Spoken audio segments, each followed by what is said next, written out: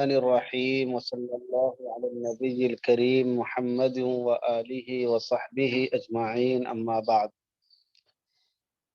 آج سے ایک دم بالکل نئی چیز شروع ہو رہی ہے بھی، جس میں آپ نے سنا ہوگا انشورنس کے بارے میں کہ انشورنس کیا چیز ہے، اس کا مطلب کیا ہے، اس کا مقصد کیا ہے، اور اس انشورنس کا اسلامی شریعت میں کیا متبادل ہو سکتا ہے۔ تو انشورنس کا متبادل اسلامک انشورنس ہے، جسے تکافل کا نام دیا جا سکتا ہے۔ اسی کے بارے میں تفصیل آ رہی ہے۔ سب سے پہلے یہ بات بتانے کی کوشش کی جا رہی ہے کہ انشورنس کی آخر ضرورت کیوں پڑی۔ اس دور میں تو ہر چیز میں انشورنس، مکان کا انشورنس ہے، دکان کا انشورنس ہے، گاڑیوں کا انشورنس ہے، چوپایوں کا انشورنس ہے، انسانوں کا ہے، جانوروں کا ہے۔ غرض یہ کہ جتنی چیزیں ہیں اتنی چیزوں کا انشورنس ہو رہا ہے۔ تو اس کی ضرورت اتنی زیادہ کیوں پڑی آخر، اور کیا وجہ اس کے پیچھے ہے؟ 10واں باب جو کہ اس کتاب کا آخری باب ہے، یہ ہے تکافل یعنی اسلامی انشورنس۔ یہ ایک حقیقت ہے کہ صنعتی ترقی اور مشینی وسائل نے انسان کو سہولت تو بہت پہنچائی ہے، لیکن اس کے ساتھ ساتھ اسی نسبت سے خطرات میں بھی اضافہ کیا ہے۔ انسان اپنے ہاتھ سے جو کام کرتا ہے اس کی رفتار اس کے قابو میں ہوتی ہے۔ مشین کے ذریعے جو کام انجام پاتا ہے اس کی نوعیت یہ نہیں ہوتی۔ مثلا ایک شخص تیز دوڑ رہا ہو اور آگے کوئی کھائی نظر آ جائے تو وہ چشمے زدن میں اپنے آپ کو روک سکتا ہے، لیکن اگر وہ تیز رفتار موٹر چلا رہا ہو اور اچانک ایک فرلانگ کے فاصلے پر کھائی نظر آئی تو اتنی جلدی وہ اپنی گاڑی کو کنٹرول نہیں کر سکتا۔ یہ محض ایک مثال ہے، ورنہ تو زندگی کے تمام شعبوں میں انسانی عمل اور مشینی عمل کا یہ فرق بالکل واضح ہے۔ خطرات جس قدر بڑھتے ہیں اسی قدر ان کے سدباب کی ضرورت بھی بڑھتی جاتی ہے۔ سمجھ رہے ہیں؟ خطرات جس قدر بڑھتے ہیں اسی قدر ان کے سدباب کی ضرورت بھی بڑھتی جاتی ہے۔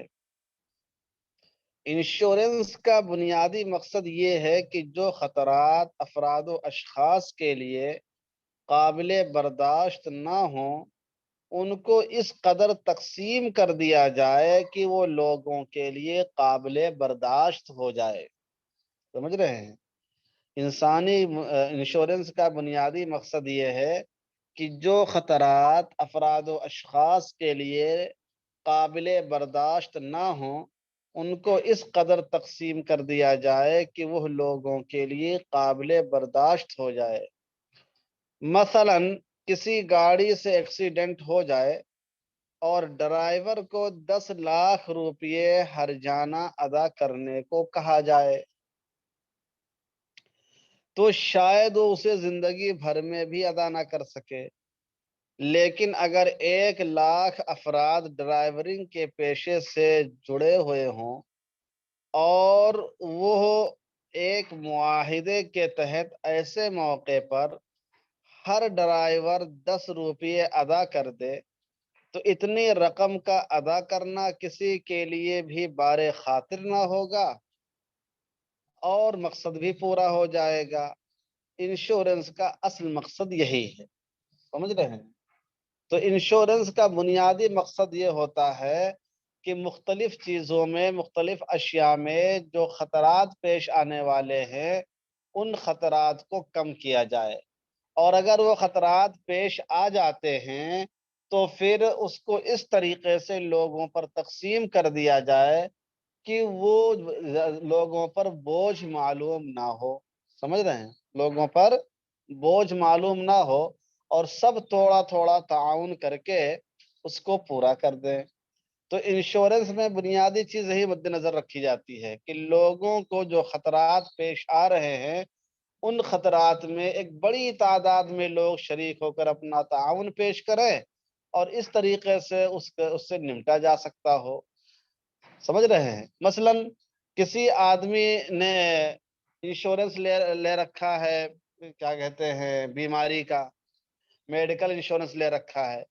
اب میڈیکل انشورنس مان لیا اس کو ہارٹ کی سرجری کرانی ہے اور اس میں 20 لاکھ روپے پیسے پڑ رہے ہیں آدمی کے اوپر، تو اب ایک آدمی کے لیے 20 لاکھ روپیہ لگانا وہ بھی بہت مشکل کام ہے۔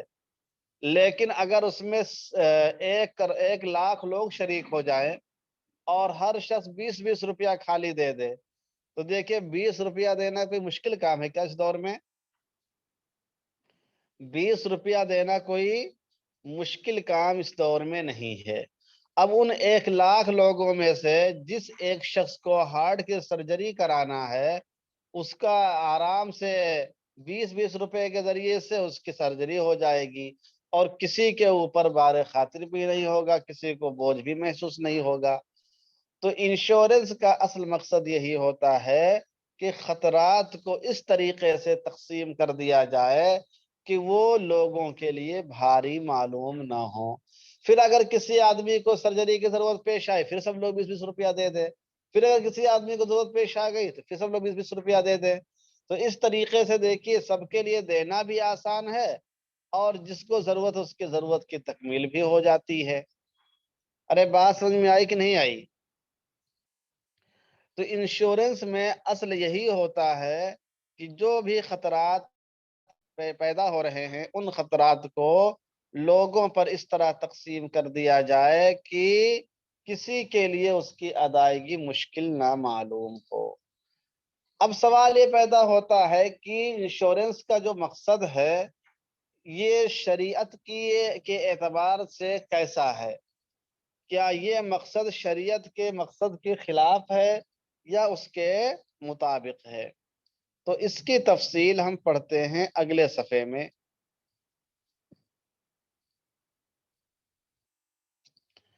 انشورنس کا بنیادی مقصد اور اسلام، سمجھ رہے ہیں؟ انشورنس کا بنیادی مقصد آپ کے سمجھ میں آ گیا ہے کہ اس میں بھی مقصد کیا ہوتا ہے؟ خطرات کو دور کرنا اور لوگوں کو تعاون پیش کرنا۔ اب غور کیا جائے تو اپنے بنیادی مقصد کے اعتبار سے انشورنس اسلام کے نظام تکافل کے عین مطابق ہے۔ اسلام کے نظام تکافل کے عین مطابق ہے اور کتاب و سنت میں اس کی مختلف نظیریں موجود ہیں۔ بعض کا ذکر یہاں پر مناسب معلوم ہوتا ہے۔ دیکھیے کیا ہے۔ نمبر 1، اسلام میں کسی شخص سے متعلق جتنے واجبات ہیں ان میں سے سب سے گراں قدر دیت یعنی خون بہا ہے۔ شریعت میں دیت کا اصول یہ ہے کہ اس کی ادائیگی تنہا مجرم پر نہیں ہوگی بلکہ اس کے عاقلہ رشتہ دار مل کر اسے ادا کریں گے۔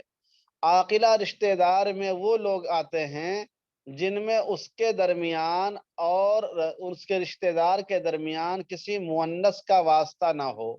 سمجھ رہے ہیں؟ کسی مؤنث کا واسطہ نہ ہو تو اسے عاقلہ رشتہ دار کہتے ہیں۔ جیسے باپ ہے، دادا ہے، چچا ہے، تو اس میں کوئی مؤنث رشتہ نہیں آتا ہے، سب مذکر رشتے ہوتے ہیں۔ تو جس میں کوئی مؤنث واسطہ نہ ہو تو وہ عاقلہ رشتہ دار ہوتے ہیں۔ اس کے عاقلہ رشتہ دار مل کر اسے ادا کریں گے۔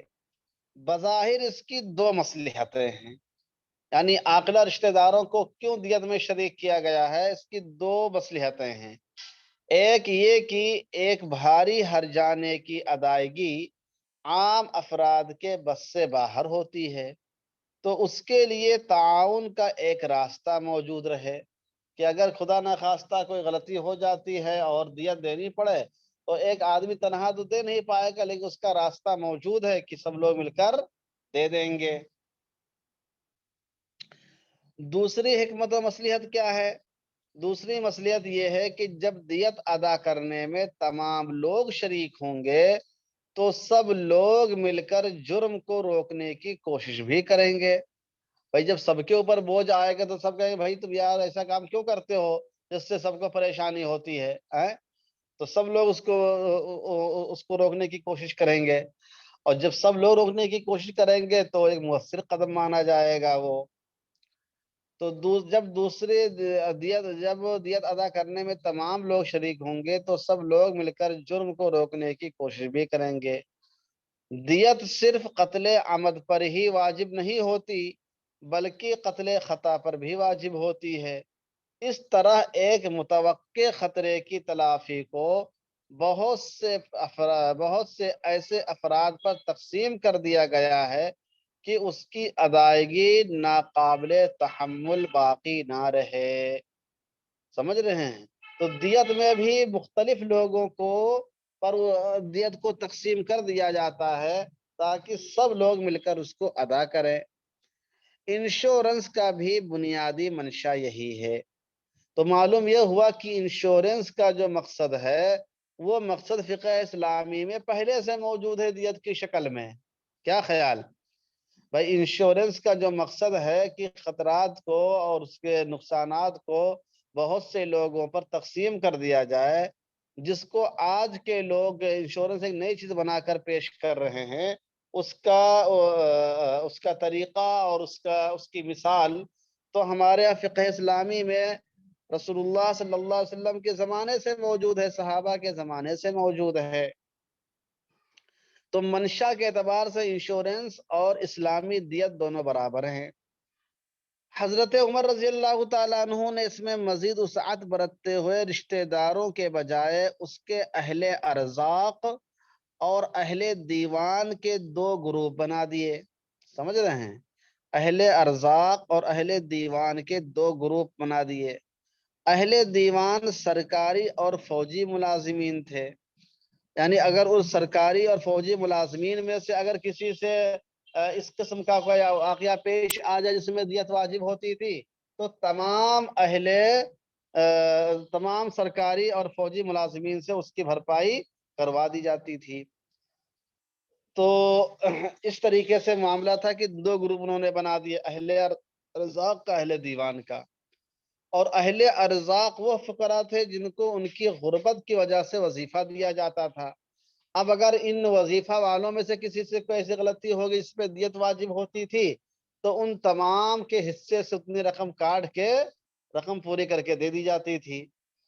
تو اس طریقے سے دو گروپ انہوں نے بنا دیے، اہل ارزاق کا اور اہل دیوان کا۔ چنانچہ احناف نے اسی سے اخذ کرتے ہوئے کہا ہے کہ ایک پیشے کے لوگ باہم ایک دوسرے کے عاقلہ ہوں گے، یعنی فقہائے احناف نے اس میں مزید وسعت پیدا کر دی۔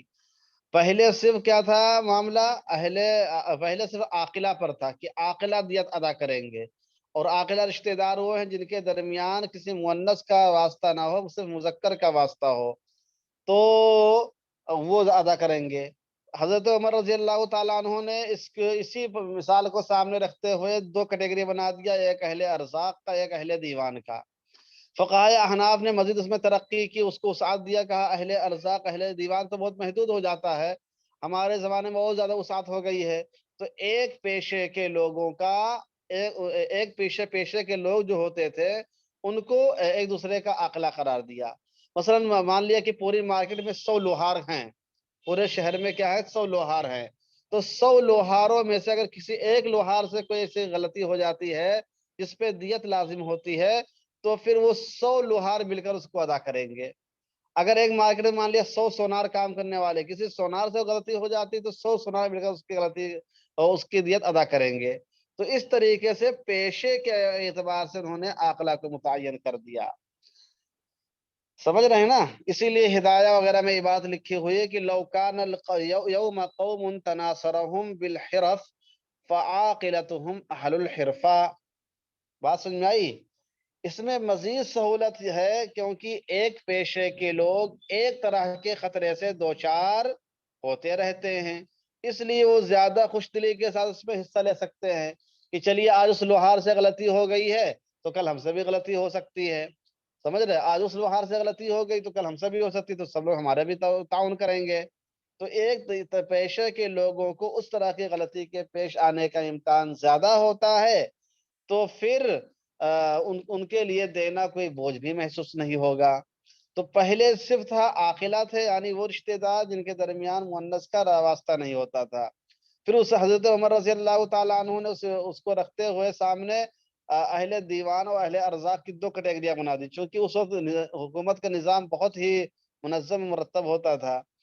اور پھر اس کے بعد فقہائے احناف نے دیکھا کہ ہمارے زمانے میں صرف انہی دو کیٹیگری کے اندر باقی رہنا مشکل ہوگا، تو انہوں نے پیشے کے اعتبار سے بھی کیٹیگریاں بنا دی کہ ایک پیشے کے لوگ ایک دوسرے کے عاقلہ مانے جائیں گے۔ تو معلوم یہ ہوا کہ عاقلہ اور دیت کا جو سسٹم تھا وہ انشورنس ہی کے طریقے سے تھا، کہ جس میں انشورنس کا مقصد یہ ہوتا ہے کہ خطرے کو کئی لوگوں پر تقسیم کر دیا جائے، ویسے ہی دیت اور عاقلہ کے اندر بھی ہوتا تھا کہ اس دیت کو کئی لوگوں پہ تقسیم کر دیا جاتا تھا۔ تو اس سے معلوم یہ ہوا کہ دونوں کا مقصد بالکل ایک ہے۔ ایک مثال اور لیجئے۔ نمبر 2، رسول اللہ صلی اللہ علیہ وسلم نے یمن کے قبیلہ اشعر کی تحسین کرتے ہوئے ان کی اس خوبی کا ذکر فرمایا کہ سفر ہو یا حضر، جب ان کا کھانا کم پڑ جاتا ہے تو سب لوگ اپنی غذائی اشیاء کو اکٹھا کر لیتے ہیں اور تمام لوگوں کی ضرورت اجتماعی طریقے پر پوری کی جاتی ہے۔ روایت کے الفاظ اس طرح ہیں: ان الاشعریین اذا ارملوا فی الغزو او قل طعام عیالہم فی المدینة جمعوا ما كان عندهم في ثوب واحد ثم اقتسموه بينهم في اناء واحد بالسویہ فهم منی وانا منهم۔ اشعری لوگوں کا سفر میں جب توشہ ختم ہو جاتا ہے یا مدینے میں انہیں کھانے کی تنگی ہوتی تو وہ سب کے پاس کا غلہ ایک کپڑے میں جمع کرتے ہیں، پھر اسے ایک پیالے سے برابر برابر تقسیم کر لیتے ہیں۔ وہ مجھ سے ہیں، میں ان سے ہوں۔ سمجھ رہے ہیں؟ تو اب اس روایت پر غور کیجیے آپ۔ اس میں بھی آپ صلی اللہ علیہ وسلم نے جس طریقے کار کی تعریف کی وہ یہی اجتماعی کفالت کا طریقہ ہے، کہ دیکھیے اس میں بھی وہ جو کچھ لوگوں کو تنگی پیش آئی تھی اس کو تقسیم کرنے کے لیے جس کے پاس جو ہوتا تھا سب جمع کر لیتے تھے، اور پھر اس کو برابر برابر ایک ایک پیالہ سب کو دے دیتے تھے، اور سب لوگ اس کو اپنے اپنے اعتبار سے کھا لیتے تھے، تو اس میں سب کی ضرورت پوری ہو جاتی تھی۔ سمجھ رہے ہیں؟ اور رسول اللہ صلی اللہ علیہ وسلم نے اس طریقے کو پسند فرمایا۔ تو اس سے بھی معلوم ہوتا ہے کہ اجتماعی کفالت کا یہ طریقہ پسندیدہ ہے اور شریعت کے مزاج کے موافق ہے۔ ایک تیسری مثال دیکھیے۔ نمبر 3، مشہور واقعہ ہے کہ حضرت ابو عبیدہ رضی اللہ تعالیٰ عنہ کی عمارت میں ایک سریہ کسی مہم پر گیا ہوا تھا۔ ایک مرحلہ ایسا آیا کہ جس میں غذائی اشیاء نہایت قلیل مقدار میں باقی رہ گئی۔ حضرت ابو عبیدہ رضی اللہ تعالیٰ عنہ نے اس موقع پر تمام لوگوں کے پاس موجود خوردنی اشیاء جمع کی اور ان کے ذریعے اجتماعی طور پر لوگوں کے کھانے کا نظم کیا گیا، یہاں تک کہ بعد میں ان حضرات کو ایک بڑی مچھلی مل گئی جس کو اس زمانے میں سمک عنبر سے تعبیر کیا جاتا تھا۔ کافی دنوں تک مجاہدین اسی سے اپنی غذائی ضرورت پوری کرتے رہے۔ روایت کے الفاظ اس طرح ہیں: فَأَمَرَ أَبُو عُبَيْدَةَ بِأَزْوَادِ ذَلِكَ الْعَيْشِ فَجُمِعَ ذَلِكَ كُلُّهُ فَكَانَ مِزْوَدَيْ تَمْرٍ فَكَانَ يُقَوِّتُنَا كُلَّ يَوْمٍ قَلِيلًا قَلِيلًا حَتَّى فَنِيَ۔ اس واقعے میں بھی اجتماعی کفالت کا طریقہ اختیار کیا گیا ہے، اور یہی انشورنس کا بھی بنیادی مقصد ہے، کہ اس میں بھی حضرت ابو عبیدہ رضی اللہ تعالیٰ عنہ نے سب کے غلے کو جمع کر لیا تھا اور پھر اجتماعی طور پر سب کو کھانا کھلایا، سب کو ہو گیا۔ تو اس سے بھی یہ بات معلوم ہوتی ہے کہ صحابہ کرام نے بھی اس طریقے کو اختیار کیا ہے کہ اجتماعی طور پر کسی مشقت کو، کسی پریشانی کو، کسی خطرے کو دور کیا جائے۔ یہ مختلف احادیث اس بات کو واضح کرتی ہیں کہ شریعت اسلامی اس بات کو پسند نہیں کرتی کہ پریشان حال شخص کو تنہا چھوڑ دیا جائے، اور اس کی پریشانی کو دور کرنے کے لیے سماج اپنا کردار ادا نہ کرے، بلکہ اسلام انفرادی ملکیت کو تسلیم کرنے کے ساتھ ساتھ ایسے موقعوں پر اجتماعی کفالت کی بھی دعوت دیتا ہے تاکہ غیر معمولی حالات کا مل جل کر مقابلہ کیا جائے۔ تو آپ نے دیکھا کہ نہیں دیکھا، تین مثالیں آپ کے سامنے پیش کر دی گئی ہیں، جس سے معلوم ہوتا ہے کہ اجتماعی طور پر مل کر کسی ایک شخص کی پریشانی کو دور کرنا نہ ایک ہی شریعت میں صرف مطلوب ہے، بلکہ رسول اللہ صلی اللہ علیہ وسلم اور صحابہ سے اس کی مثالیں بھی ملتی ہیں۔ ٹھیک ہے، یہاں تک بات سمجھ میں آئی کہ نہیں آئی؟ یہاں تک یہ بات سمجھ میں آئی، دو باتیں۔ ایک بات یہ سمجھ میں آئی کہ انشورنس کا بنیادی مقصد کیا ہے، اور دوسری بات یہ سمجھ میں آئی کہ اس بنیادی مقصد کی تعیین کی کیا کہتے ہیں تائید و توثیق شریعت اسلامی سے بھی ہوتی ہے۔ گویا انشورنس کا جو بنیادی مقصد ہے وہ شریعت کے خلاف نہیں ہے، بلکہ شریعت کے عین موافق ہے، شریعت کے عین موافق ہے۔ تو جب اتنی ساری چیزیں شریعت کے بالکل موافق ہی ہیں تو پھر انشورنس کو ناجائز ہونے کا فتویٰ کیوں دیتے ہو بھائی؟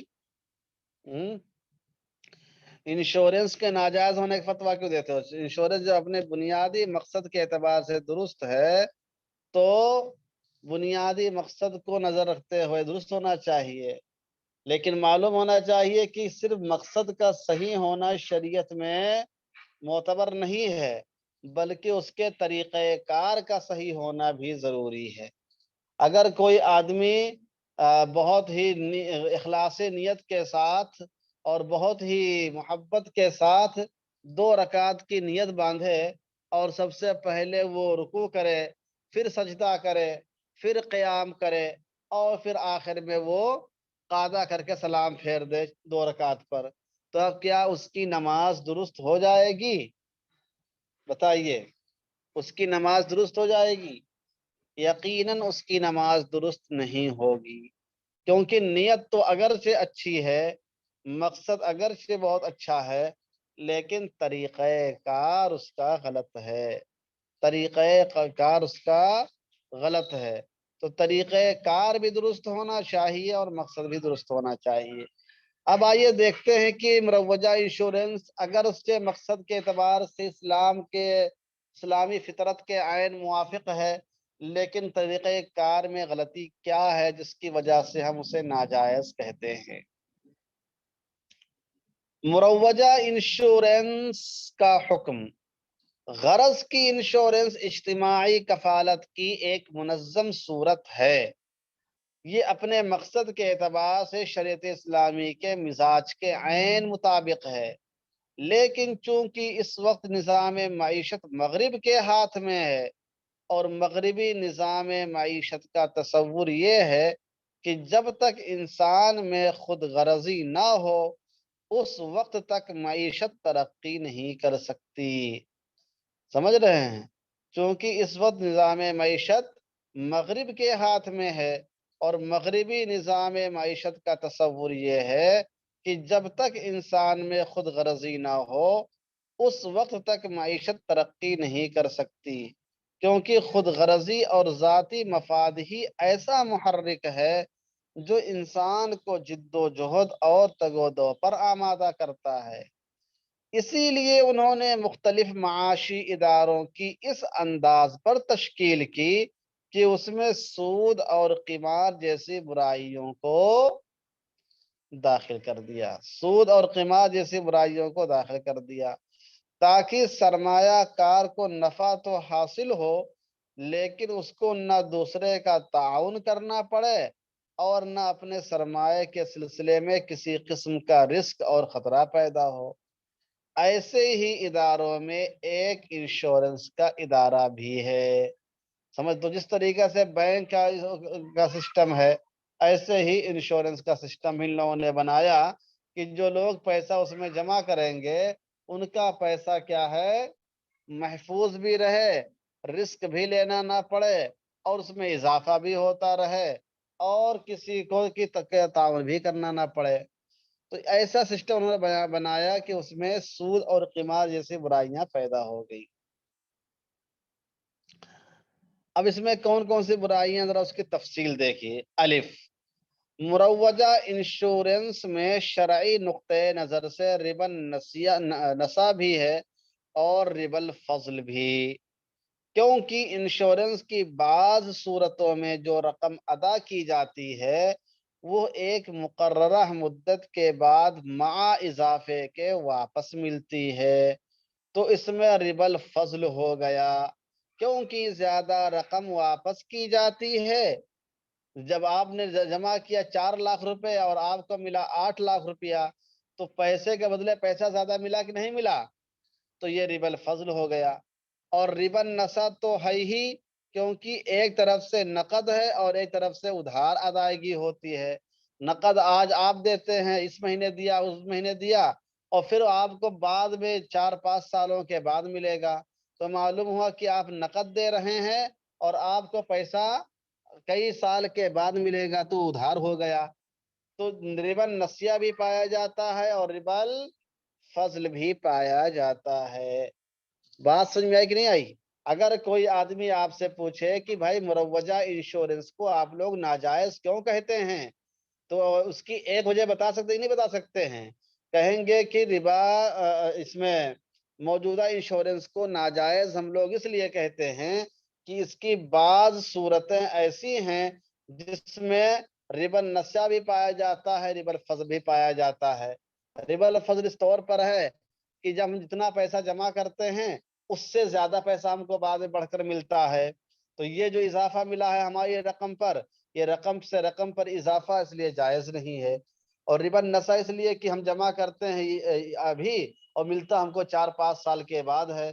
تو جب یہ نقدین کا معاملہ ہے تو دونوں طرف سے یدم بیدن ہونا چاہیے، ادھار نہیں ہونا چاہیے۔ ارے بات نہیں سمجھا سکتے ہیں؟ نہیں سمجھ میں آ رہی بات؟ مشائخ،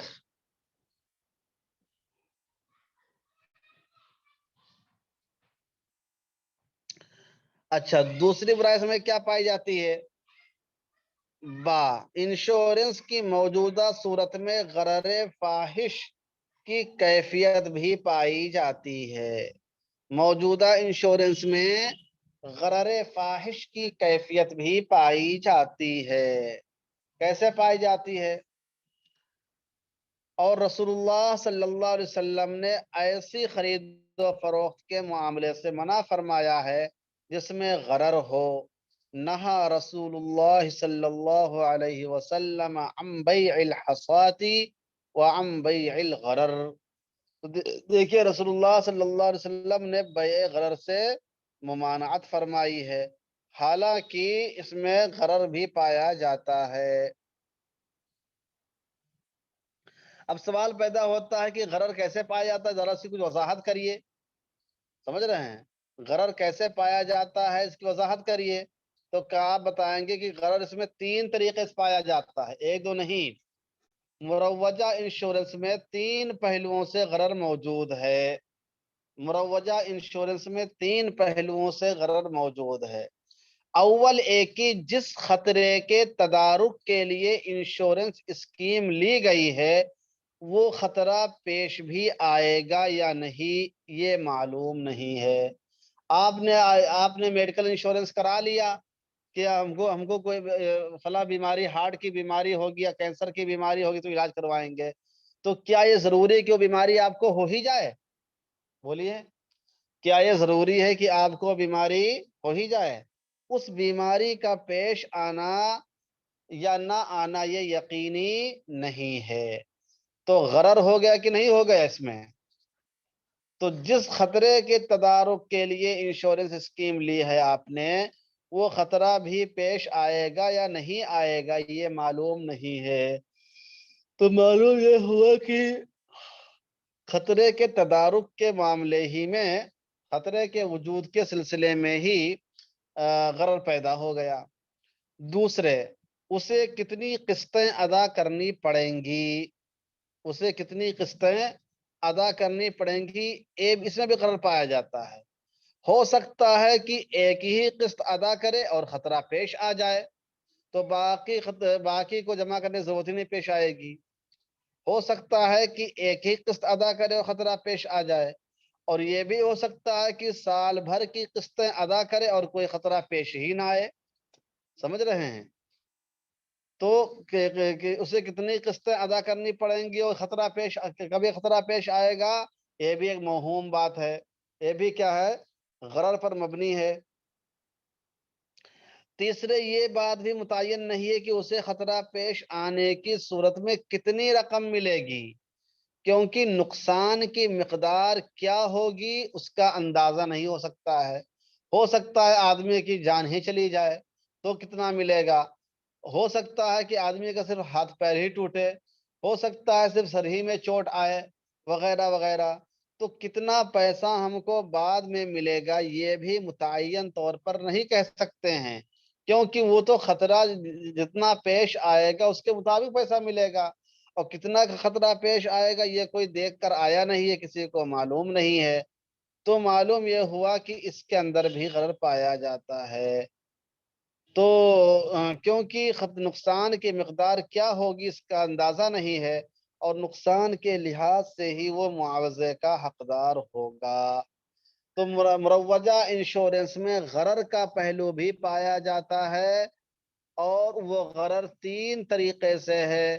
ایک تو یہ ہے کہ وہ خطرہ واقعی پیش آئے گا یا نہیں، پھر کتنی قسطیں آدمی کو ادا کرنی ہوں گی کیونکہ کب خطرہ پیش آ جائے یہ معلوم نہیں، اور آخر میں اسے کتنی رقم ملے گی یہ بھی نہیں متعین طور پر ہے۔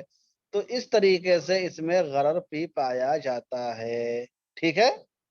تو دو برائیاں ہو گئی، ایک تو ربا الفضل اور ربا النسیہ والی بات ہو گئی، اور دوسرے اس میں غرر والی بات ہو گئی۔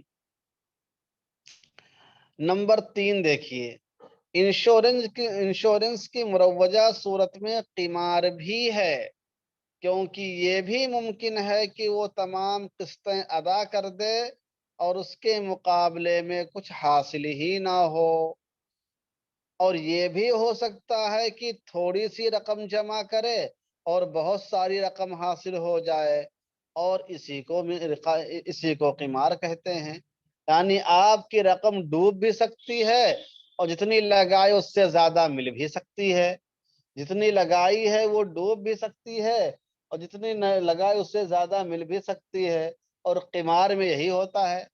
سمجھ رہے ہیں؟ جوئے میں یہی ہوتا ہے، جتنا پیسہ آپ نے لگایا ہے اس سے زیادہ آپ کو مل بھی سکتا ہے، اور جتنا لگا اتنا آپ کا ڈوب بھی سکتا ہے۔ آپ نے 100 روپے کی بازی کھیلی تو 100 روپے آپ کے جا بھی سکتے ہیں، اور اس 100 روپیہ مزید 100 روپیہ لا بھی سکتا ہے۔ ارے بات سمجھ میں آ رہی کہ نہیں مشائخ؟ تو انشورنس کی میں ایک تیسری برائی یہ پائی جاتی ہے کہ اس میں قمار کی صورت پیدا ہو جاتی ہے، کیونکہ جتنی قسطیں آپ نے ادا کی ہیں اس کے مقابلے میں یہ امکان ہوتا ہے کہ آپ کو کچھ بھی نہ ملے، اور یہ بھی امکان ہوتا ہے کہ آپ کی رقم سے زیادہ آپ کو ملے۔ ٹھیک؟ یہ ہو گئی تیسری برائی۔ مقصد ٹھیک ہے لیکن طریقہ کار غلط ہے۔ وہ طریقہ کار میں غلطی کہاں کہاں پائی جاتی ہے؟ ایک تو ربا النسیہ اور ربا الفضل اور ربا النسیہ کی صورت میں پائی جاتی ہے، ایک غرر کی صورت میں پائی جاتی ہے، اور ایک قمار کی صورت میں پائی جاتی ہے۔ دال غور کیا جائے تو اس میں ایک پہلو دین سے بے کا بھی ہے۔ پالیسی لینے والوں کے ذمے جو قسطیں باقی ہیں وہ بھی دین ہیں، یعنی پالیسی ہولڈر کے اوپر ابھی قرض ہے، اور کمپنی نے جو ذمہ داری قبول کی ہے وہ بھی دین ہے۔ گویا یہ ایسا معاملہ جس میں دین کا عوض دین کی شکل میں پایا جاتا ہے، جس سے رسول اللہ صلی اللہ علیہ وسلم نے صراحتاً منع فرمایا ہے۔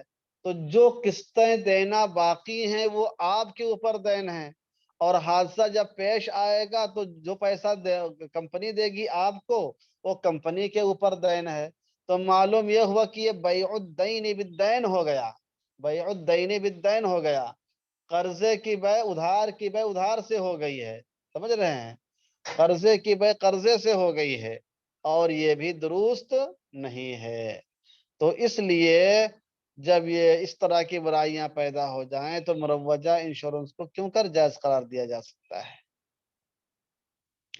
ہاں، اس میں بعض اخلاقی مفاسد بھی ہیں جو صرف وہمی نہیں بلکہ حقیقی ہیں، بلکہ ایسے واقعات پیش آتے رہتے ہیں جیسے وارث کا مورث کے قتل کرنے کی تدبیر کرنا۔ کس لیے تدبیر کر رہا ہے؟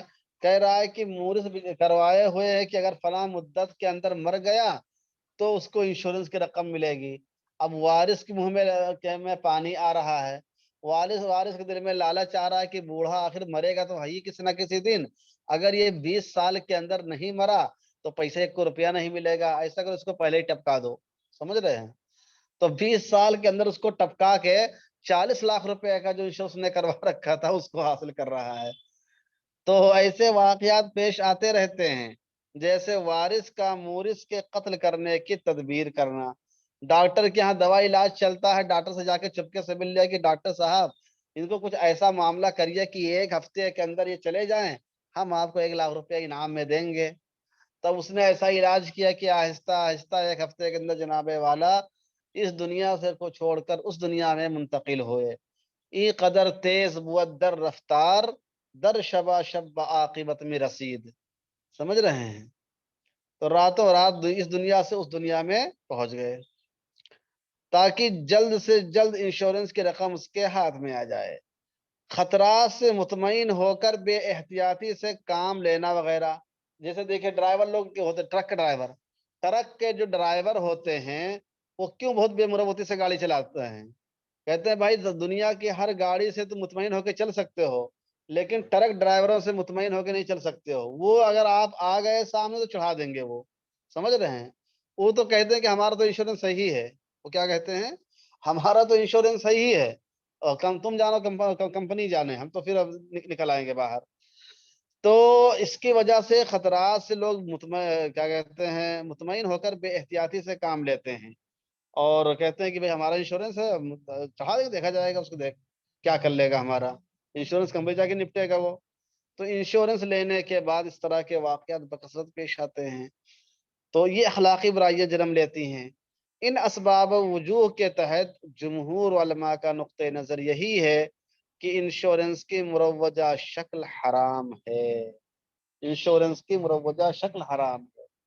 تو دیکھیے انشورنس کے بارے میں بہت تفصیلی گفتگو آپ کے سامنے آ گئی کہ انشورنس کا بنیادی مقصد کیا ہے، اور انشورنس کے میں جو طریقہ کار میں جو غلطیاں پائی جاتی ہیں وہ کیا کیا ہیں، جس کی وجہ سے ہمارے جمہور فقہا نے اس کو ناجائز قرار دیا ہے۔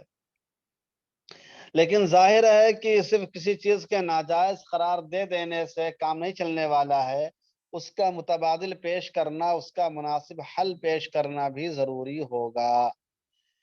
ایک طرف انشورنس کی ضرورت اور دوسری طرف مروجہ انشورنس کی شرعی قباحتوں کے پس منظر میں علماء نے ایسے متبادل انشورنس کی طرف توجہ دی ہے جو انشورنس کے مقصد کو بھی پورا کرے اور جو مفاسد اس میں شامل ہو گئے ہیں وہ ان سے خالی بھی ہو۔ اس کو ہم لوگ کہتے ہیں تکافل، وہ کیا بولتے ہیں ہم؟ تکافل۔ اب آئیے تکافل کے سلسلے میں کچھ تفصیلات پڑھتے ہیں کہ آخر تکافل کیا چیز ہے۔ تکافل کے بنیادی اصول، انشورنس کے بارے میں تفصیلات سمجھ میں آئی کہ نہیں آئی آپ کو؟ انشورنس کے بارے میں تفصیلات سمجھ میں آ گئی؟ تو اب تکافل کو سمجھنے کی کوشش کیجئے کہ تکافل کی بنیادی کیا کن چیزوں پر قائم ہیں۔ اسلامی اصولوں پر جو انشورنس کمپنی قائم ہوگی جسے تکافل کا نام دیا جائے گا، اس کی بنیاد ان اصولوں پر ہوگی۔ نمبر 1، جو لوگ کمپنی کے ممبر بن گئے وہ اپنے اوپر ایک مقررہ مقدار ادا کرنے کو لازم کر لیں گے۔ جو لوگ کمپنی کے ممبر بن گئے وہ اپنے اوپر ایک مقررہ مقدار ادا کرنے کو لازم کر لیں گے، ٹھیک ہے؟ یعنی جو لوگ بھی تکافل کمپنی میں حصہ لیں گے، اس کے ممبر بنیں گے، وہ ہر مہینے اپنے اوپر ایک خاص رقم کو دینا واجب قرار دیں گے. یعنی جو 100 روپیہ ہر مہینے دینا ہے، یا 50 روپیہ، یا 100 روپیہ، یا 200 روپیہ، یا 20 روپیہ، جو بھی ہو، وہ ایک مقررہ مقدار ادا کرنے کو لازم کر لیں گے. مالکیہ کے مسلک کے مطابق انسان اپنے اوپر جس چیز کا التزام کر لے وہ اس کے ذمے لازم ہو جاتی ہے. موجودہ عہد کے ان فقہا نے جو اسلامی معاشیات میں بھی مہارت رکھتے ہیں، مالکیہ کی اسی رائے پر فتویٰ دیا ہے کہ اگر کوئی آدمی التزام کر لے کہ میں ہر مہینہ کسی مسجد کو 100 روپیہ دوں گا، تو اس کے لیے ہر مہینے مسجد میں 100 روپیہ دینا لازم ہوگا. مالکیہ کا یہی نقطہ نظر ہے. احناف کہتے ہیں کہ لازم نہیں ہے، اس کے لیے بہتر یہ ہے کہ ہم اپنے اس وعدے کو پورا کریں، ہر مہینہ دے، لیکن اگر نہیں دیتا تو اس پر کوئی مواخذہ بھی نہیں ہوگا. مالکیہ کہتے ہیں کہ نہیں، اس کے لیے التزام کر لینے کے بعد اس ذمے کو پورا کرنا لازم ہوگا. تو تکافل کے سلسلے میں اس وقت کے علماء کی رائے یہی ہے کہ اگر کوئی آدمی کسی انشورنس، اسلامک انشورنس کمپنی سے کا ممبر بن جائے اور یہ وعدہ کر لے کہ ہم آپ کو ہر مہینے 100 روپے دیں گے، جو آپ کے یہاں کی فیس ہے ہر مہینے دینے کی، تو اس کے لیے اس کو دینا لازم ہوگا. ٹھیک ہے. نمبر 2، اگر انشورنس کمپنی اس اساس پر قائم ہو کہ وہ اپنے ممبران کے نقصانات کی تلافی کرنے کے ساتھ ساتھ ان کو کچھ نفع بھی دیں، اگر انشورنس اس اساس پر قائم ہو کہ وہ اپنے ممبران کے نقصانات کی تلافی کرنے کے ساتھ ساتھ ان کو کچھ نفع بھی دیں، تو کمپنی کے لیے ضروری ہوگا کہ 2 الگ اکاؤنٹ رکھیں.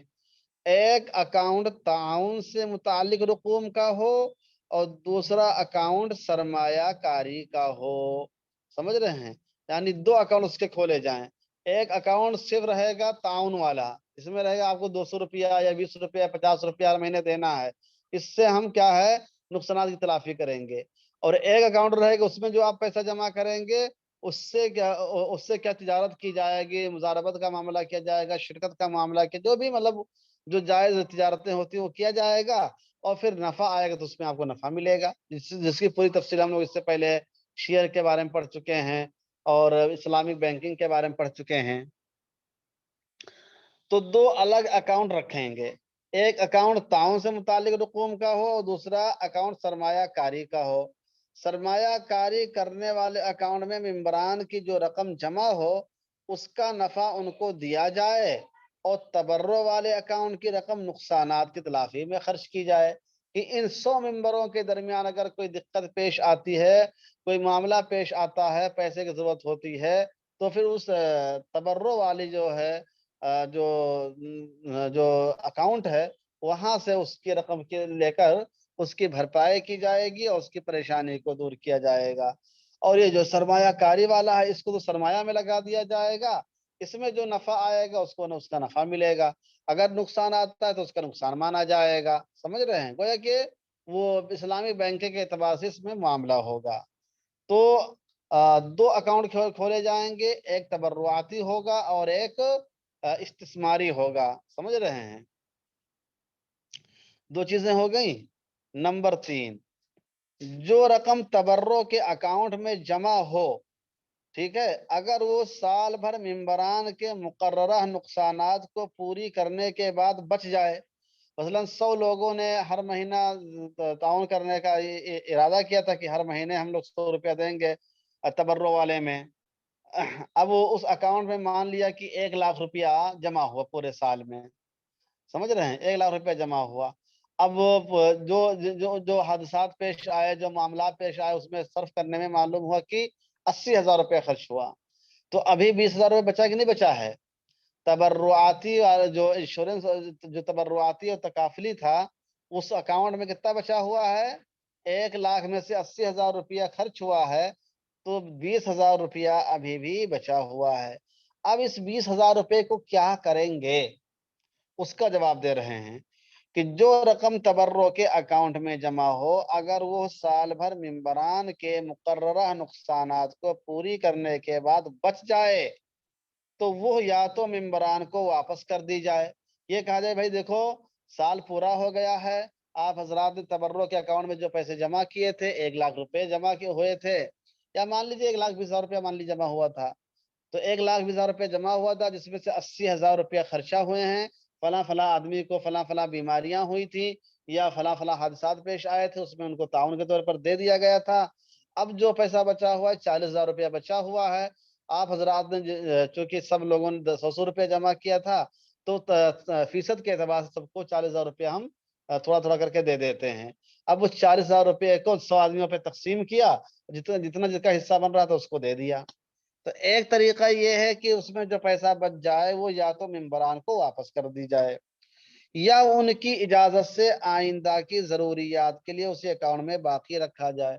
ان سے کہا جائے کہ دیکھیں 40,000 روپے بچا ہوا ہے، آپ حضرات چاہیں تو لے سکتے ہیں، اور ایسا بھی کر سکتے ہیں کہ اس کو اکاؤنٹ میں رہنے دیا جائے اور آئندہ سال پھر کسی ضرورت پیش آئی تو اس میں خرچ کیا جائے گا. اب آئندہ سال پھر ہوا تو 1,20,000 روپیہ ہر آئندہ سال بھی جمع ہوا اور آلریڈی 40,000 روپے پہلے سے جمع بھی تھے، تو اب یہ کل ملا کے یہ ہو گیا 1,60,000 روپیہ ہو گیا. اب اس میں جو بھی خرچہ ہوگا اس کو نکالنے کے بعد پھر جو باقی بچے گا پھر ان سے اجازت لے کے آئندہ سال کے لیے میں ایڈ کر دیا جائے گا. تو اس طریقے سے رقم اس کے اندر بڑھتی جائے گی اور اگر کبھی زیادہ رقم کی ضرورت پیش آئی تو پھر پورے کو خرچ بھی کر دیا جائے گا. تو یہ اکاؤنٹ جو کھولا جائے گا تبرعاتی جو ہوگا اس کے ذریعے سے حادثات وغیرہ کے ان کے پرابلمز کو حل کرنے کی کوشش کی جائے گی. ٹھیک ہے، یہ تیسرا پوائنٹ سمجھ میں آیا کہ جو رقم تبرع کے اکاؤنٹ میں جمع ہو اگر وہ سال بھر ممبران کے مقررہ نقصانات کو پوری کرنے کے بعد بچ جائے تو اس کی دو صورتیں ہو سکتی، یا تو ممبران کو واپس کر دی جائے ان کے فیصد کے حساب سے، یا اس کو ان کی اجازت کے ساتھ آئندہ کے لیے اس میں باقی رکھا جائے کہ آئندہ پھر کسی کو ضرورت پیش آئی تو اس کو خرچ کر دیا جائے گا. بات سمجھ میں آ رہی مشائخ کی نہیں آ رہی ہے؟ جی. نمبر 4، یہ ادارہ ربا اور قمار نیز ہر طرح کے غیر شرعی امور سے خالی رہے گا.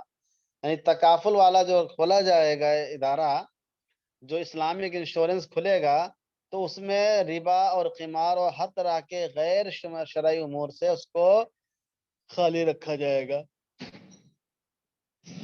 اگر آپ خالی نہیں رکھیں گے تو کوئی فائدہ کہاں ہوا؟ پھر تو جو ہمارے ٹریڈیشنل جو چل رہے ہیں، جو عام جو انشورنس کمپنیاں چل رہی ہیں وہ اور برابر ہو جائیں گے. تو یہ ادارہ ربا اور قمار اور نیز ہر طرح کے غیر شرعی امور سے خالی رہے گا. اگرچہ ایسا ہو سکتا ہے کہ ایک شخص کو اس کی ادا کی ہوئی تبرع کی رقم سے زیادہ مل جائے، اور یہ بھی ہو سکتا ہے کہ ایک شخص اپنے تبرعات تو جمع کرے لیکن اس کو اس کے مقابلے میں کچھ نہ ملے. مثلا 100 لوگوں نے جمع کیا لیکن حادثہ پیش آیا خالی 5 کے ساتھ، تو ان 5 آدمیوں کو حادثہ پیش آنے کی وجہ سے 20,000 روپیہ دیا گیا تو 1,00,000 روپیہ خرچہ ہو گیا، باقی 20,000 روپیہ بچا ہوا ہے اس میں انشورنس کمپنی میں، اسلامک انشورنس کمپنی میں. تو اب جو 95 لوگ ہیں ان کو تو 1 روپے کا فائدہ نہیں ہوا. کیا خیال؟ جو 5 لوگوں کو حادثہ پیش آیا تھا ان کو تو دے دیا گیا ان کے تعاون کے طور پر 20,000 روپیہ، لیکن جو 95 لوگ تھے ان کو تو کچھ بھی فائدہ نہیں ہوا. تو اس میں لگتا ہے بظاہر کہ اس میں بھی تو ایک آدمی کا نقصان ہو رہا ہے، ایک آدمی کا فائدہ ہو رہا ہے کہ آدمی نے پیسہ جمع کیا تھا خالی 1,200 روپیہ اور اس کو مل گیا 20,000 روپیہ. کہہ رہے ہیں کہ یہ اشکال اگر آپ کے ذہن میں آتا ہے تو اس کو ابھی دور کر لیجئے کہ اگرچہ ایسا ہو سکتا ہے کہ ایک شخص کو اس کی ادا کی ہوئی تبرع کی رقم سے زیادہ مل جائے. جیسے کسی آدمی نے سال میں بھر میں جمع کیا صرف 1,200 روپیہ، لیکن اس کے ساتھ حادثہ پیش آیا تو کمپنی نے اس کو 20,000 روپیہ دے دیا، تو ہو سکتا ہے کہ اس کو زیادہ پیسہ مل جائے. کہ ایک شخص اپنے تبرعات تو جمع کرے لیکن اس کے اور یہ بھی ہو سکتا ہے کہ ایک شخص اپنے تبرعات تو جمع کرے لیکن اس کے مقابلے میں سے کچھ بھی نہ ملے کیونکہ اس کو حادثہ پیش ہی نہیں آیا تھا. تو جس کی وجہ سے وہ تعاون کا مستحق ہوتا. لیکن یہ ربا اور قمار کے دائرے میں اس لیے نہیں آئے گا کہ ان دونوں کا تعلق، کن دونوں کا؟ ربا اور قمار کا تعلق عقود معاوضہ سے ہے. کس سے ہے؟ عقد معاوضہ سے ہے، نہ کہ تبرعات سے ہے. اور یہ صورت تبرع کے قبیل سے ہے. سمجھ رہے ہیں؟ عقود معاوضہ کے اس سے نہیں ہے، بلکہ تو تبرعان آپ نے دے دیا ہے، چاہے جہاں اس کو خرچ کیا جائے، چاہے جس کو دیا جائے، آپ نے ایک طریقے سے گویا اپنا حق ہی ختم کر دیا ہے.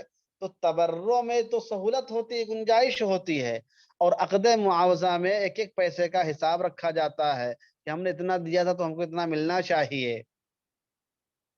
تو چونکہ اسلامک بینک جو کرتا ہے وہ تبرع کی بنیاد پر کرتا ہے، معاوضے کی بنیاد پر نہیں کرتا ہے.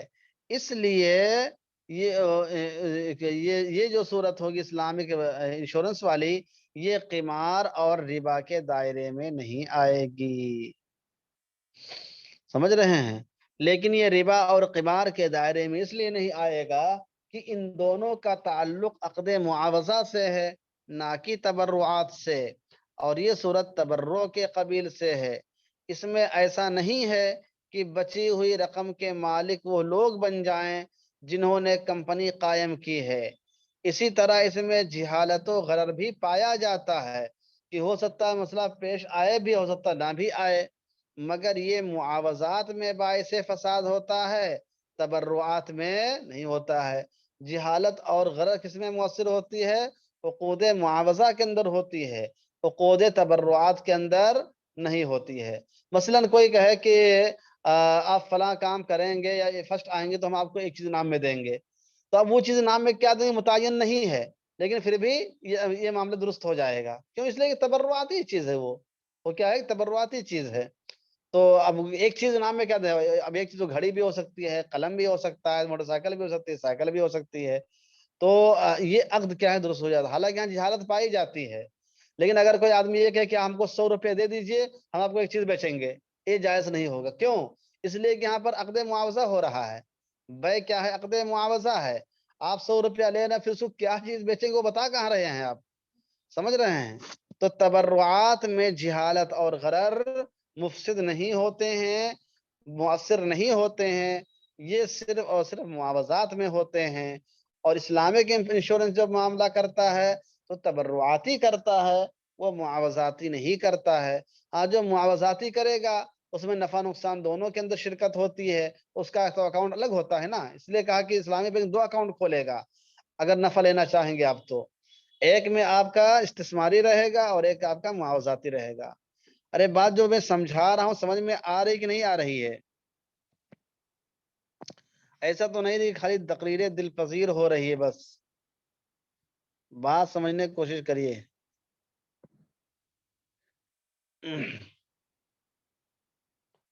ارے بات سمجھ میں آ رہی مشائخ؟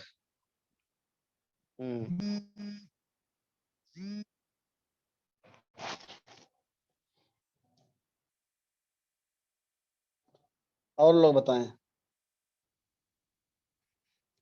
بہت اچھی بات ہے بھائی.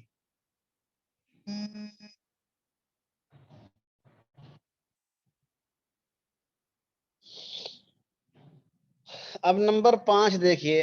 نمبر 5، ممبران جو رقم سرمایہ کاری کے لیے لگائیں گے، یعنی جو دوسرا اکاؤنٹ رہے گا، ممبران جو رقم سرمایہ کاری کے لیے لگائیں گے اس میں ان کی شرکت نفع و نقصان کی اساس پر ہوگی. اس میں ان کی شرکت نفع و نقصان کی اساس پر ہوگی، کیونکہ شریعت میں سرمایہ کاری کا بنیادی اصول یہی ہے کہ سرمایہ کار اور محتکر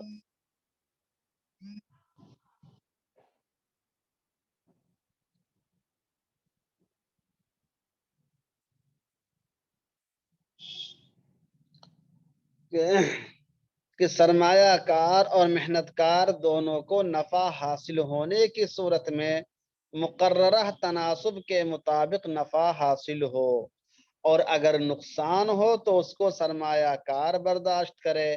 یعنی سرمایہ کار سرمایہ کے نقصان کو گوارا کرے اور محنت کار اپنی محنت کے نقصان کو گوارا کرے. یعنی اس میں مزاربت والی صورت ہوگی. گویا کہ جب آپ انشورنس کمپنی جو ہوگی اسلامک انشورنس کمپنی، اس میں جب آپ اپنا پیسہ لگائیں گے سرمایہ کاری کے لیے، تو آپ کیا ہے رب المال ہو جائیں گے، اور کمپنی کیا ہے مزارب ہو جائے گی. وہ آپ کے مال کو مزاربت کے طور پر استعمال کرے گی. اگر نفع ہوگا تو آپ کا بھی فائدہ ہوگا، کمپنی کا بھی فائدہ ہوگا. اور اگر نقصان ہوتا ہے تو کمپنی کی محنت کا نقصان مانا جائے گا اور آپ کے نفع کا نقصان مانا جائے گا. وہ جو مزاربت والی صورت آپ پڑھ چکے ہیں وہی صورت پیدا ہوگی پھر. تو جو دوسرا والا اکاؤنٹ ہوگا سرمایہ کاری والا، اس کا معاملہ مزاربت کے اعتبار سے ہوگا. اور جو آپ کا یہ یعنی اکاؤنٹ ہے معاوضاتی تبرعاتی، تبرعاتی جو ہے اس کے اندر آپ کا معاملہ تبرع کے اعتبار سے ہوگا. اب سوال یہ پیدا ہوتا ہے کہ مروجہ انشورنس اور تکافل کا بنیادی فرق کیا ہو سکتا ہے؟ سمجھ رہے ہیں؟ اس کو ملاحظہ فرمائیں. مروجہ انشورنس اور تکافل کا بنیادی فرق. اس طرح مروجہ انشورنس اور اسلامی انشورنس کے درمیان بنیادی فرق ہے جس کو مندرجہ ذیل نکات میں بیان کیا جاتا ہے. 4 نکات میں دونوں کے فرق کو واضح کرنے کی کوشش کی گئی ہے، جس کو آپ حضرات سمجھنے کی کوشش کریں. مروجہ انشورنس اور تکافل کا فرق یہ ہے: نمبر 1، انشورنس. مروجہ انشورنس عقد معاوضہ ہے جس میں کمپنی کے شیئر ہولڈر نفع حاصل کرنے کے لیے اپنی رقم لگاتے ہیں اور کمپنی کے ممبروں کو پیش آنے والے نقصانات کی تلافی کے بعد جو کچھ رقم بچ جاتی ہے وہ ان کی ملکیت بن جاتی ہے. دیکھا آپ نے، مروجہ انشورنس عقد معاوضہ ہے جس میں کمپنی کے شیئر ہولڈر نفع حاصل کرنے کے لیے اپنی رقم لگاتے ہیں اور کمپنی کے ممبروں کو پیش آنے والے نقصانات کی تلافی کے بعد جو کچھ رقم بچ جاتی ہے وہ ان کی ملکیت بن جاتی ہے. تو اس میں جو کمپنی والے ہوتے ہیں وہ سارے کے مالک ہو جاتے ہیں. تکافل میں کیا ہوگا؟ اسلامی انشورنس عقد تبرع ہے. وہاں دیکھیے وہ عقد معاوضہ ہے اور یہاں یہ کیا ہے؟ عقد تبرع ہے. اس میں تعاون کی نیت سے رقم جمع کی جاتی ہے اور اس میں رقم کیسے کی جاتی ہے؟ نفع حاصل کرنے کے لیے کی جاتی ہے. تو اس میں تعاون کی نیت سے رقم جمع کی جاتی ہے، نہ کہ نفع کی نیت سے. تو پہلا فرق دونوں کے درمیان یہ ہوا کہ انشورنس جو مروجہ انشورنس ہے وہ عقد معاوضہ ہوتا ہے جس میں کمپنی کا مقصد نفع حاصل کرنا ہوتا ہے، جبکہ تکافل میں جو اسلامی انشورنس ہوتا ہے وہ عقد تبرع ہوتا ہے. اس میں اصل مقصد تعاون کرنا ہوتا ہے، نفع اٹھانا نہیں ہوتا ہے. نمبر 2، مروجہ انشورنس میں کمپنی کے شیئر ہولڈرز اور کمپنی کے ممبروں کا الگ الگ اکاؤنٹ نہیں ہوتا ہے بلکہ تمام رقمیں ایک ہی جگہ جمع ہوتی ہیں. ٹھیک ہے؟ اور اسلامی انشورنس کمپنی میں کمپنی کے ممبروں کی اعانتی رقم کا الگ اکاؤنٹ ہوگا جو نقصانات کی بھرپائی میں استعمال ہوگا، اور سرمایہ کاری کے لیے نفع ہونے والی رقم کا اکاؤنٹ الگ ہوگا جس کا نفع شرکاء کو حاصل ہوگا اور وہ معاملہ مزاربت کے اعتبار سے ہوگا. سمجھ رہے ہیں؟ تو وہاں مروجہ انشورنس میں جو کمپنی ہوگی اور اس کے جو شیئر ہولڈرز ہوں گے، ممبران ہوں گے، سب کا اکاؤنٹ ایک ہوگا. ان کے لیے الگ الگ 2 اکاؤنٹ نہیں ہوتے کہ ہر آدمی کا 2 اکاؤنٹ کھولا جائے، ایک تبرعاتی اور ایک معاوضاتی، بلکہ دونوں کا اکاؤنٹ ایک ہوگا. اور یہاں پر کیا ہے کہ آپ کے 2 اکاؤنٹ ہوں گے، ایک میں آپ کا سرمایہ کاری والا رہے گا اور ایک میں آپ کا تبرعاتی رہے گا. تو دوسرا فرق ہو گیا اکاؤنٹ ہونے کے اعتبار سے. تیسرا فرق یہ کہ مروجہ انشورنس کمپنی میں جمع شدہ رقم میں سے جو بچ جائے گی اس سے پالیسی حاصل کرنے والے ممبروں کا کوئی تعلق نہیں ہوگا. مروجہ انشورنس کمپنی میں جمع شدہ رقم میں سے جو بچ جائے گی اس سے پالیسی حاصل کرنے والے ممبروں کا کوئی تعلق نہیں ہوگا، بلکہ شیئر ہولڈر یا کمپنی کے مالکان اس کے مالک ہوں گے. یعنی جس میں صرف آپ کو پیسہ جمع کرنا ہوتا ہے، بعد میں کچھ واپس ملتا نہیں ہے. کیونکہ کمپنی انشورنس کئی طریقے سے ہوتا ہے نا. ایک ایسا ہوتا ہے کہ فلاں مدت کے اندر اگر معاملہ پیش آ گیا تو پیسہ ملے گا، ورنہ کچھ بھی نہیں ملے گا. تو اب جب رقم حادثہ پیش نہیں آیا تو آپ کو کچھ بھی نہیں ملے گا. وہ پورا پیسہ کس کا ہو جائے گا؟ وہ پورا پیسہ کمپنی کا ہو جائے گا. لیکن اسلامی انشورنس میں ایسا نہیں ہے. اسلامی انشورنس کمپنی میں تبرع کے طور پر جو رقم دی گئی ہے، اگر اس میں سے بچ جائے تو یا تو ممبروں کو واپس لوٹا دی جائے گی کہ بھائی آپ کا پیسہ اتنا بچا ہوا، آپ اس کو لے سکتے ہیں، یا تبرع کے فنڈ میں آئندہ کے لیے اسے محفوظ کر لیا جائے گا، یا بچی ہوئی رقم کمپنی قائم کرنے والوں کی ملکیت نہیں بنے گی. تو یہ بنیادی فرق یہ ہے کہ مروجہ انشورنس کمپنی میں جو بھی رقم بچ جاتی کمپنی اس پر ضبط کر لیتی ہے، وہ پورا مال کمپنی کا مال آ جائے گا. لیکن اسلامی انشورنس میں جو مال بچے گا تبرعاتی اکاؤنٹ میں، اور سارے خرچ نکالنے کے بعد، جن کی امداد کی ان کو نکالنے کے بعد جو بھی رقم ہوگی یا تو واپس کر دی جائے گی یا تو آئندہ کے لیے محفوظ کر لیا جائے گا. کمپنی کی اپنی ملکیت اس پر قائم نہیں ہوگی. ٹھیک ہے. چوتھا فرق دیکھیے کہ مروجہ انشورنس کمپنی کی نگرانی کے لیے نہ کوئی شریعہ بورڈ ہوتا ہے اور نہ اس میں اسلام کے حلال و حرام سے متعلق احکام پیش نظر رکھے جاتے ہیں. چنانچہ اس میں ربا، قمار اور غرر کا پایا جانا بالکل واضح ہے. اور اسلامی انشورنس میں کیا ہوگا؟ اسلامی انشورنس کمپنی میں اس بات کی رعایت ہوگی کہ تمام کام شریعت کے دائرے میں ہو، اور اس کی نگرانی کے لیے ایک شریعہ بورڈ بھی ہوگا. سمجھ رہے ہیں؟ اس کی نگرانی کے لیے ایک شریعہ بورڈ بھی ہوگا. تو یہ بنیادی طور پر انشورنس اور اسلامک انشورنس کے اندر 4 فروق پائے جاتے ہیں. ایک فرق عقد معاوضہ اور عقد تبرع ہونے کا ہے. دوسرا ہے کہ انشورنس میں ایک ہی اکاؤنٹ ہوتا ہے، جبکہ تکافل میں اگر آپ نفع لینا چاہتے ہیں تو 2 اکاؤنٹ ہوں گے. تیسرا فرق یہ ہے کہ بچی ہوئی رقم کمپنی کی ملکیت مانی جاتی ہے، جبکہ اسلامک انشورنس میں بچی ہوئی رقم کمپنی کی ملکیت نہیں ہوگی، بلکہ اس کے 2 مصرف ہوں گے، یا تو جن کی رقم ہے ان کو واپس کر دیں یا تو آئندہ کے لیے محفوظ کر دیں. اور تیسری یہ ہے کہ اس مروجہ انشورنس میں کوئی شریعت اکیڈمی یا شریعہ بورڈ اس کے پیچھے نہیں ہوتا جو اس کے حالات کو دیکھے، جبکہ اسلامک انشورنس کے پیچھے شریعہ بورڈ کام کرتا ہے، اور کہیں بھی کوئی ناجائز چیز آتی ہے اس پر وہ متنبع کرتا ہے، اس کو ختم کراتا ہے. تو اس طریقے سے بنیادی طور پر 4 فرق آپ کے سامنے آ گئے ہیں. اس پوری تفصیل سے یہ بات واضح ہو گئی ہوگی کہ انشورنس کا بنیادی مقصد کیا ہے، وہ مقصد اسلام کے مقصد سے کہاں تک میل کھاتا ہے، اور انشورنس کمپنی جو ہوتی ہے اس میں کیا کیا مفاسد پائے جاتے ہیں، اور اسلامک انشورنس اور ملکی جو دیگر انشورنس ہیں ان میں کیا کیا فرق پایا جاتا ہے.